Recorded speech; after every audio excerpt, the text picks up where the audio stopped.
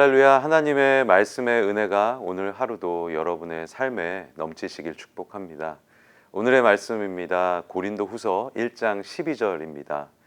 우리의 자랑은 이것입니다. 곧 우리의 양심이 증언하는 것인데 우리가 세상에서 행할 때, 특히 여러분에 대해 행할 때는 더욱더 하나님의 순수하심과 진실하심으로 행했고 육체의 지혜로 하지 않았고 하나님의 은혜로 행했다는 것입니다. 사도 바울은 자신의 목회 계획이 틀어진 것에 대해 비난받는 것을 염두에 두고 오늘 글을 쓰고 있습니다. 오늘 본문에서 사도 바울이 고린도 교회에 약속한 목회 계획이 달라졌다는 것을 알 수 있습니다. 마케도냐로 가는 길에 한 번 들리고 또 유대로 돌아가는 길에 한 번 들러서 총 2번 들릴 예정이었지만 그렇게 하지 못한 것에 대한 이유를 이야기합니다. 요즘 시대는요, 순전하고 겸손함이 없는 리더들이 판을 치는 시대에 살고 있죠. 사람들을 사랑하고 성도들을 사랑하는 것은 말을 통해서 나타나는 것이 아니라 그의 삶을 통해서 드러납니다. 사도 바울은 하나님의 순수하심과 진실하심으로 이 모든 것을 행했다라고 말하고 있습니다. 하나님의 말씀은, 하나님의 섭리는, 하나님의 성품은 앞뒤가 다르지 않습니다. 하나님은 숨기는 분이 아니시죠. 순수하심과 진실함은 결국 사람을 움직이고 바꿉니다.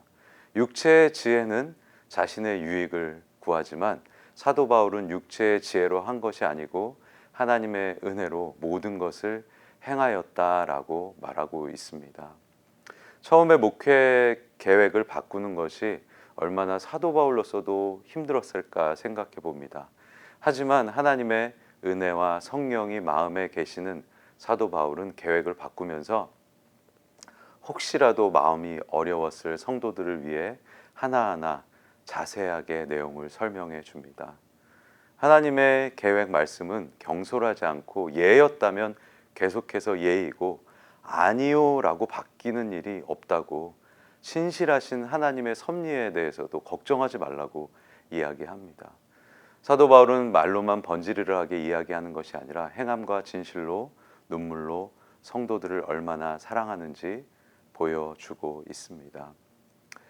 여러분에게 어려움이 올 때, 해결해야 할 일이 있을 때, 관계가 어려울 때, 오해가 있을 때 숨기고 위선적으로 이야기하는 것이 아니라 육체의 지혜를 구하지 않고 하나님처럼 순수함과 진실함으로 나누시는 여러분 되시기를 축복합니다. 기도하겠습니다. 하나님, 우리의 마음이 하나님처럼 순수하고 진실한 마음이 넘치게 하시고 하나님의 그 신실하신 섭리를 믿고 따라가는 우리가 되게 하여 주시옵소서.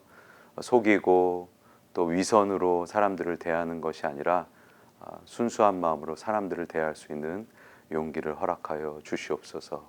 감사드리고 예수님 이름으로 기도드립니다. 아멘.